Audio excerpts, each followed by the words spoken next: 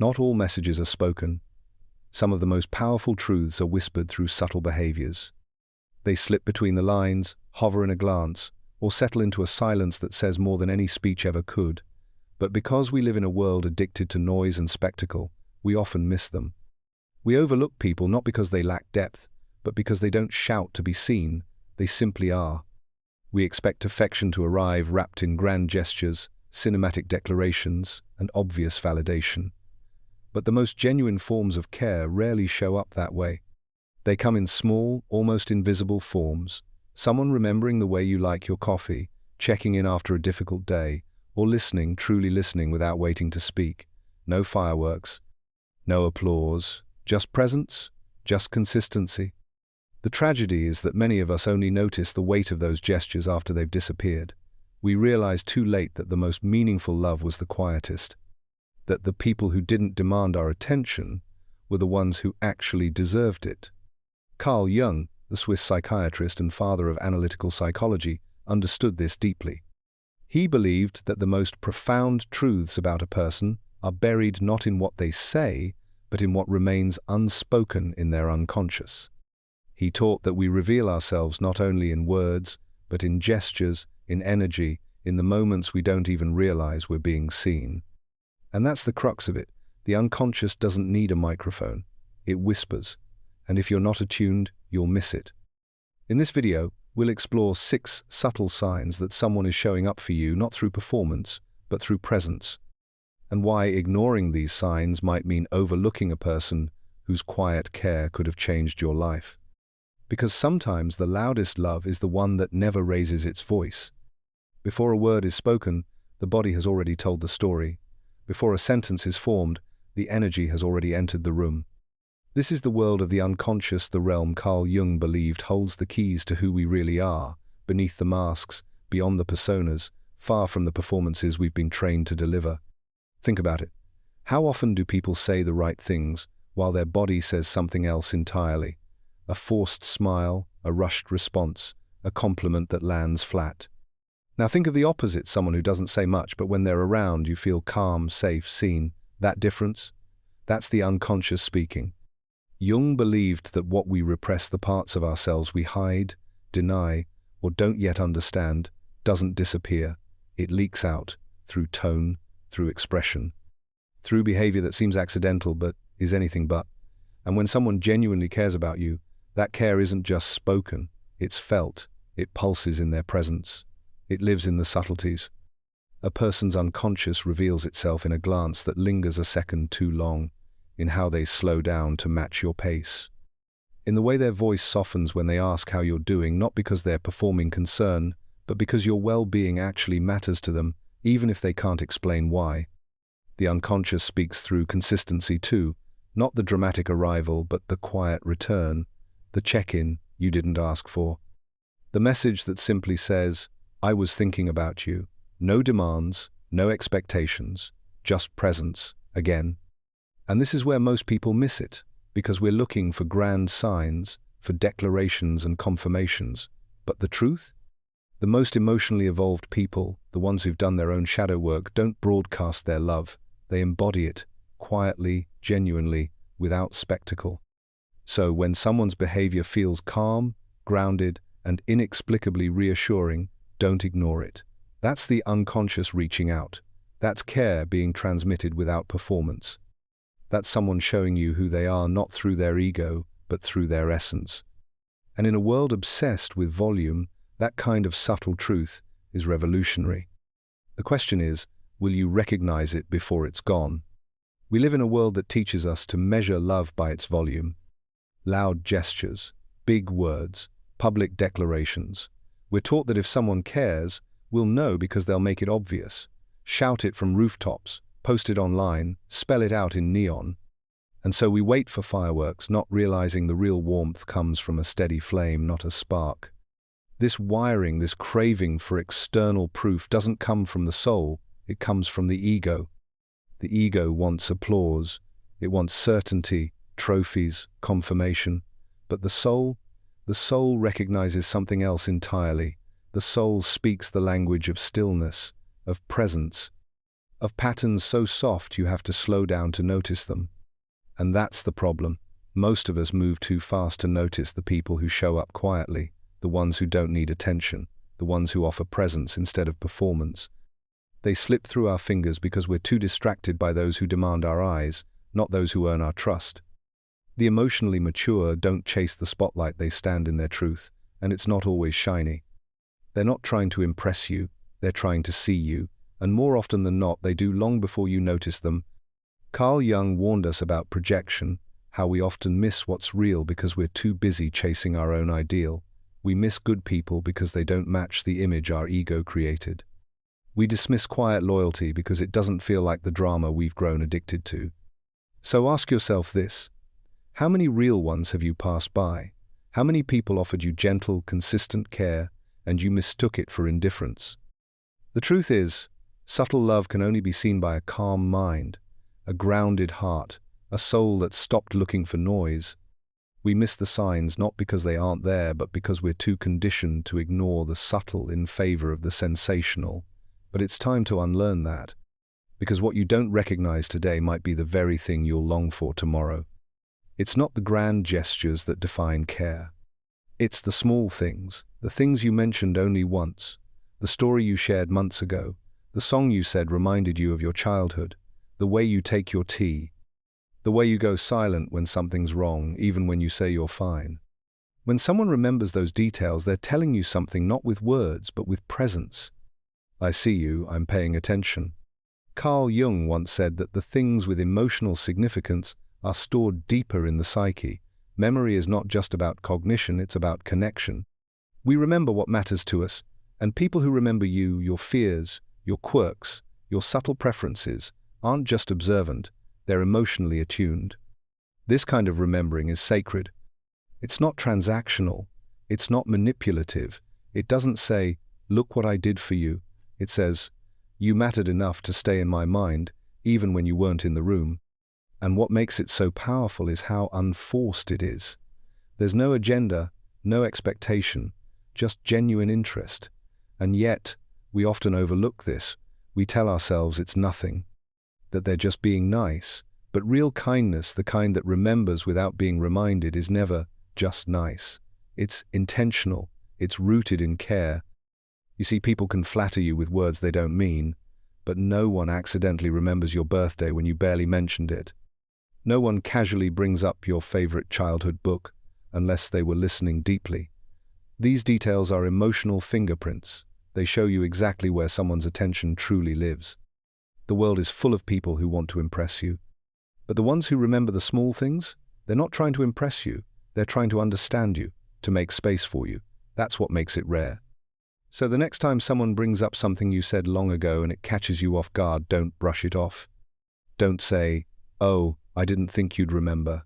Instead, recognize it for what it is, a quiet act of love. Because anyone can say, "I care."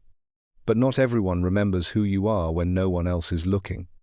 There are people who talk to fill every gap, who panic in the presence of quiet, who rush to entertain, explain, distract, as if silence were something to be avoided, something threatening. And then there are the rare ones. The ones who don't flinch when everything goes quiet, the ones who stay. They don't reach for their phones, they don't change the subject. They don't ask, "What's wrong?" when you're simply sitting in your own stillness. They sit with you, beside you, as if the silence itself were a language they know how to speak. Carl Jung understood silence not as absence, but as presence. He believed that the way we hold space, especially without words, reveals the true condition of our inner world. Only someone with inner harmony can make space for yours. Only someone who is not afraid of their own stillness can meet you in yours. And that's the subtle sign, when someone doesn't need to fix your quietness, when they don't mistake your silence for discomfort, when they trust it, when they offer their presence not to pull you out of it, but to join you in it. This is not passive, it's profound. Because silence, when shared safely, is intimacy in its purest form. It's not the silence of boredom, it's the silence of knowing, of saying, "You don't have to perform here," of saying, "You're enough, even without words." In a world addicted to noise, someone who welcomes your quiet is someone who sees beyond the surface. They're not with you for entertainment, they're with you for you. And when someone offers that kind of space, that rare kind of emotional breathing room, don't ignore it. That's not just comfort, that's safety, that's depth. So the next time you're sitting beside someone and the words fall away, and they stay gently, fully, pay attention, because that stillness might be the clearest expression of love you'll ever feel. Some people feel for you, but the rare ones feel with you. It's subtle, it's quiet, it's powerful. They don't interrupt your sadness with platitudes. They don't try to lift your mood because your feelings make them uncomfortable. They don't offer solutions before they've offered empathy. They simply enter your emotional world as if to say, I'm not here to fix you, I'm here to feel this with you. Carl Jung would call this the beginning of true integration, the moment when one soul resonates with another without trying to reshape it. This is where shadow work meets human connection, when someone has done enough of their own inner healing to stand in your emotion without needing to escape it, when they mirror, not manipulate, reflect, not redirect. You see it in their eyes, soft, steady, unflinching. You hear it in the way their voice slows down when they notice you're holding back tears. You feel it in how they breathe with you, without even realizing they're doing it. They're not copying your mood. They're aligning with it, gently, naturally. This kind of empathy is rare because it requires a person to be emotionally anchored. They've looked at their own pain enough that yours doesn't frighten them. They don't project. They don't over-identify. They're simply there fully, without resistance. And the beautiful paradox, you often don't even realize it at first. It's so subtle, so instinctive, that it feels like your own nervous system finally letting out a breath you didn't know you were holding. It's not performance, it's presence. This is the sign of someone who's safe, someone who's done the inner work, someone who doesn't run from emotion but respects it as sacred ground. And if you're lucky enough to be met with this kind of energy, hold on to it, because when someone mirrors your emotion with tenderness and courage, they're telling you, I see you, I'm not afraid of your truth. And in a world full of surface-level sympathy, that kind of resonance is not just rare, it's revolutionary. Real care doesn't always sound like comfort. Sometimes it sounds like a pause, a question, a quiet, unexpected reflection that makes you stop and think, not because it's loud, but because it's true. There are people who love you enough to let you stay exactly as you are. And then there are the rare ones who love you enough not to. They don't challenge you with harshness. They don't criticize, shame, or dominate. They challenge you gently in a way that feels like an invitation, not a demand. Carl Jung believed that individuation, the journey of becoming fully oneself, requires confrontation with truth, but not all truth is delivered with a hammer. Sometimes, the most transformative truths come wrapped in the quiet voice of someone who sees your potential more clearly than you do. They ask, do you really believe that about yourself? They say, that doesn't sound like you. Not to correct, but to reflect. Not to win, but to wake you up. This kind of challenge is rare because it requires someone who isn't operating from their ego. They don't need to be right. They don't need control. They're simply attuned to your growth and brave enough to hold up a mirror when you've started to forget who you are. You'll know it when it happens. It won't sting like criticism. It will linger like clarity. It won't feel like judgment. It will feel like being seen deeply and called gently back to yourself. Most people are afraid of discomfort, even when it's necessary. But someone who truly cares about your evolution won't always choose your comfort over your becoming. And if you've ever met someone who nudged you toward your truth without making you feel small, that wasn't just kindness. That was courage. Don't ignore it. That kind of love doesn't shout. It leans in, and it grows you, one quiet truth at a time. Some people only show up when it's convenient. When the lights are on, when the crowd is watching, when there's something to gain applause, praise, recognition, they come loud, fast, full of fire, and they burn out just as quickly. But there's another kind, the rare kind. The ones who don't announce their presence, they simply are steady, calm, unshakable. They don't need validation to keep showing up. They don't need a stage to perform loyalty. They just give it because that's who they are. Carl Jung said that consistency, true, quiet consistency, often comes from a grounded psyche. A person at peace with themselves doesn't need drama to feel alive. They don't need to prove anything. Their presence isn't conditional on your mood, your status, or your reaction. They simply walk beside you, even when no one's watching. And in a world that glorifies the grand gesture, that kind of stillness is revolutionary. You'll notice them in the small ways. They text to check in without needing a response. They remember the things you forget to ask for. They hold their promises without reminding you that they kept them. It's not that they're perfect, they're just present. Not when it's easy, not when it's exciting, but always. And that kind of presence, that's not accidental, that's integrity. We often mistake noise for love, but sometimes the quietest person in the room is the one loving you the loudest, not with words, but with unwavering reliability. And here's the truth, emotionally mature people don't show up for applause. They show up because it's who they are, because being consistent is not a strategy, it's a reflection of inner harmony. So if someone in your life shows up again and again without fanfare, without needing to be seen, don't take it for granted. That's not passive behavior, that's emotional mastery. Because in a world that craves attention, the calm ones are often the most committed. And in a sea of noise, their quiet loyalty is the love you never have to question. There's a kind of person who doesn't wait for you to say, "I'm tired." They already know. They don't ask why you're quiet. They honor the silence. They don't push when you're pulling inward. They step back, not out of rejection, but out of respect. This is emotional intuition. Not everyone has it, but when someone does, it's unmistakable. Carl Jung believed the unconscious communicates not just through dreams, but through instinct, unspoken knowing, the subtle reading of energy, the silent recognition of another's emotional state.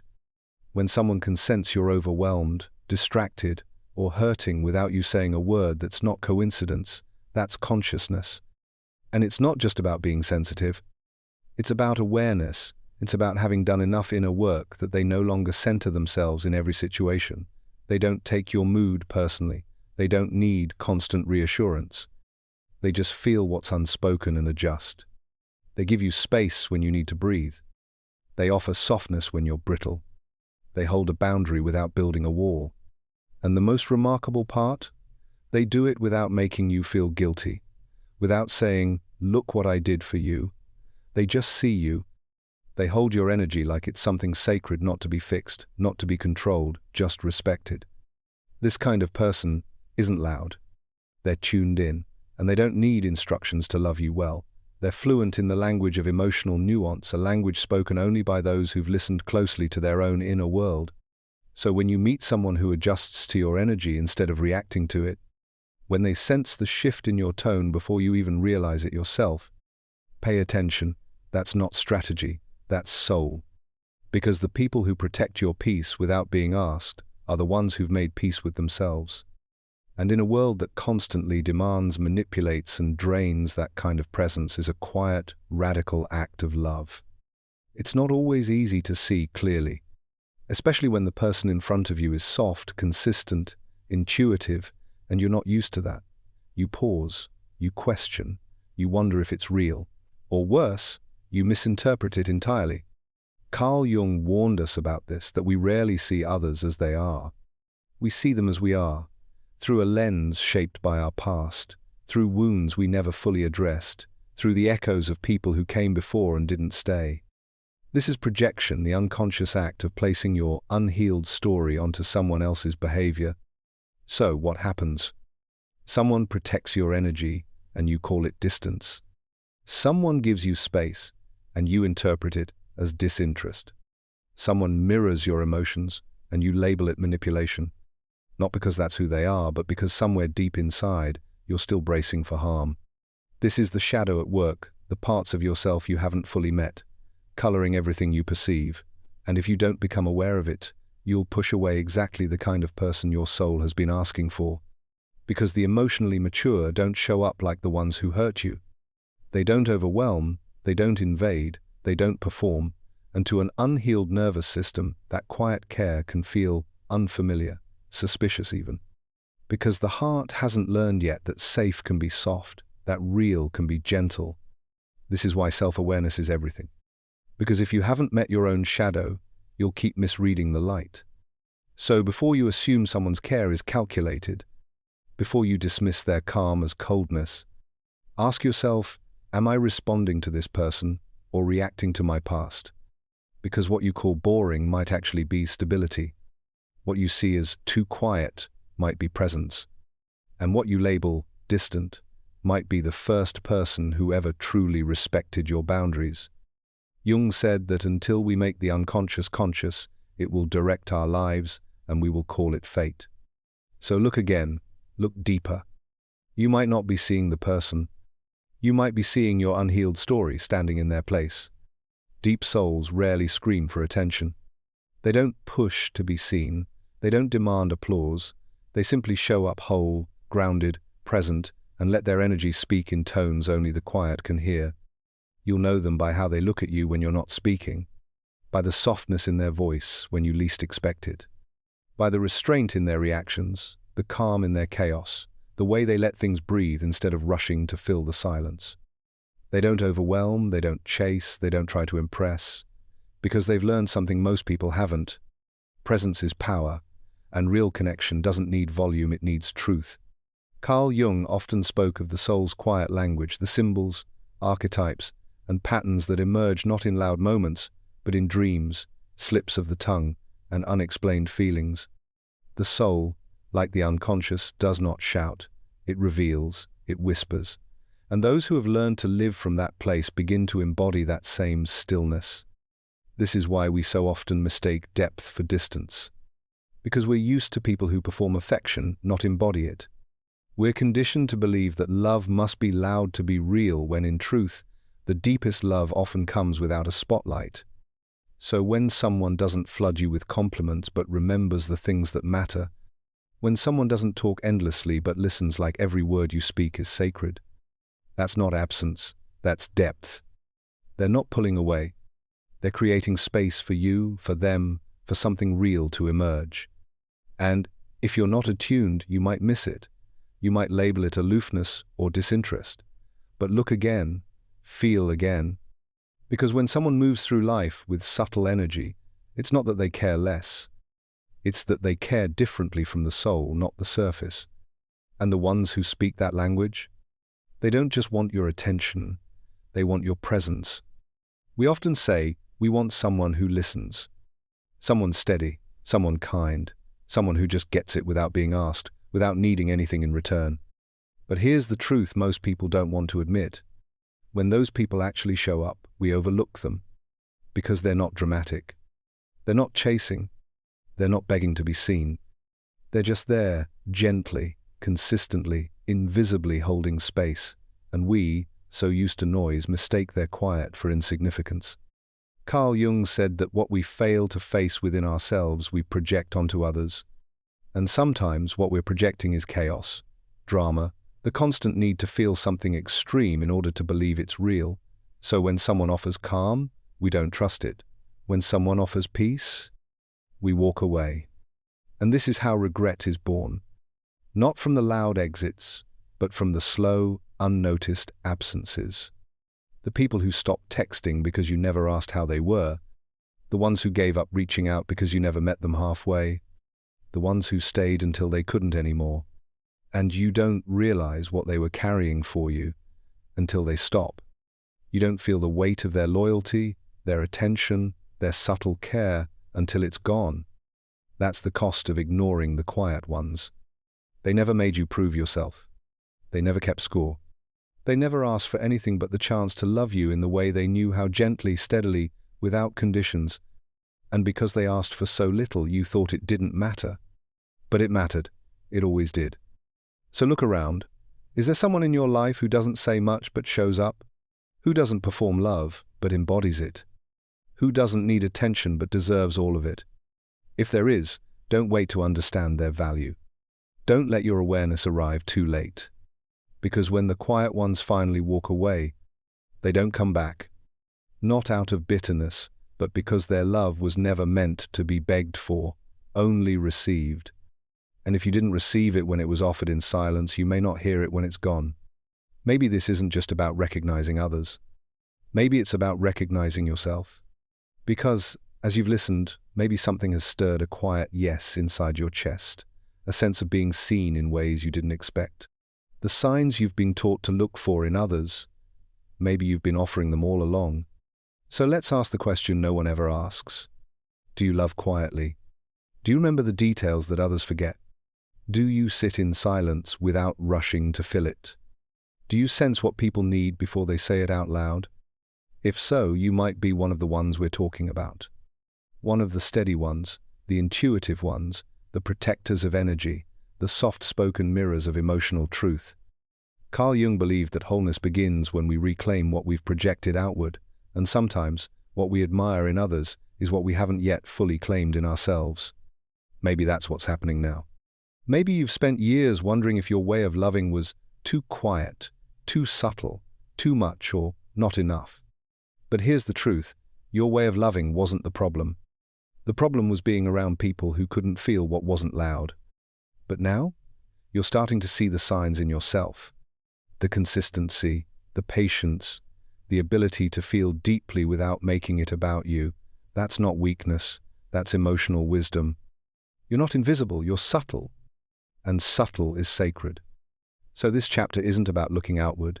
It's about coming home to your own emotional language, to the calm you carry, to the love you give so naturally it often goes unnoticed even by you.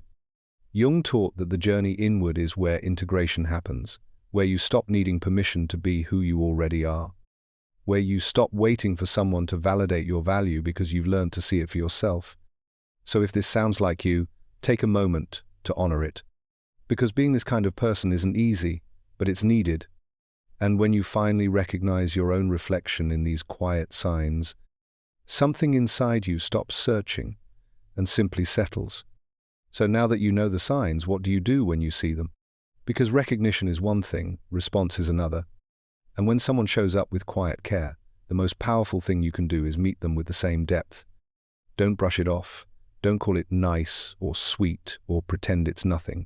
Because for someone emotionally attuned, offering love in subtle ways is not casual, it's sacred.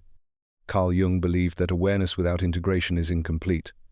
It's not enough to see, you must act. Not impulsively, not dramatically, but with intention, with presence, with truth. So when someone remembers the little things, remember something about them. When they give you space to be quiet, offer your full attention when they speak.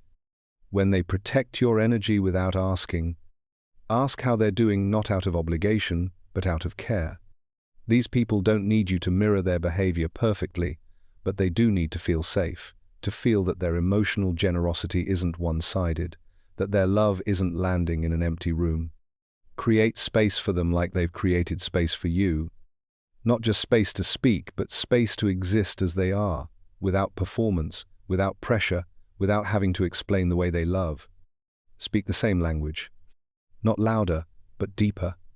Not faster, but truer. Use your presence, use your stillness, use your integrity. Because when two people meet in this kind of subtle awareness, something rare happens. The space between them becomes honest. No pretending, no masks. Just two people who know how to feel each other without always needing words. This is where real connection lives. Not in the noise, but in the noticing, in the quiet gestures, in the mutual respect for the invisible threads that hold us together. So when you see these signs, don't hesitate, don't underestimate.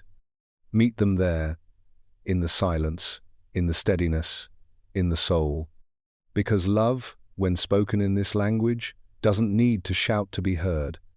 These signs, they're easy to miss, easy to overlook, easy to explain away. Because they don't come wrapped in grand gestures or dramatic displays. They don't knock down your door. They don't beg to be recognized. They arrive quietly in the form of someone who stays, who listens, who remembers.